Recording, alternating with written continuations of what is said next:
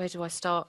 I'm sure the Chinese government must be sitting back and saying, OK, let's, take some advice from the British government, about Falkland Islands, Northern Ireland, and say, you know what? And if they do, they'll probably send a few dozen soldiers in and kill a few people and, and take authority that way. So if China does go by the UK's example, then there'll be a few dead bodies, and then I'm sure that will all be resolved and they can continue their authority stamp.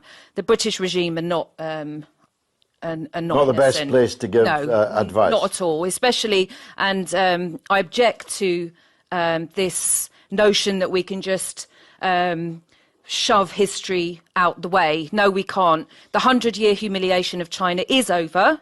It's finished.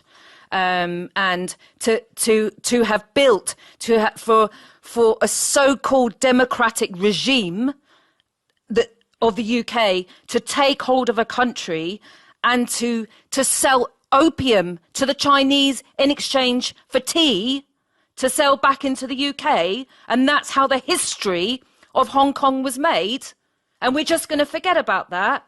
No, we don't. No, we don't. It was built on drugs, and we don't just forget about that conveniently when we decide to do that, because 100 years from now, we're not going to repeat history. And also media has a huge effect. It's funny how we're focusing media on all these demonstrations. Oh, there's 2 million people on the streets, in Hong Kong. And there's also many people in Bahrain. There's also actually many people in Syria supporting their government. What about France? It's only 29 miles away, and there's every Saturday afternoon. There's not. I mean, come on, exactly. The numbers. There's protesters killed in France, and I'll tell you what. Let's get out on the streets of London and protest against the British regime. Let's do that, because I'll tell you what, there'll be a few dozen water cannons and a few dozen soldiers pointing guns at your head and making sure you stay silent. So let's put that to the test first. Let's come let's come and talk about what's going on in the UK, and let's see how we're treated here. We could try and hang a Russian flag in the British Parliament. Yeah, let's do that. Let's take this gentleman here at the front. I'm originally from Iraq, and I'm very glad to be here with you guys. Thank you. It's regarding the Hong Kong issue.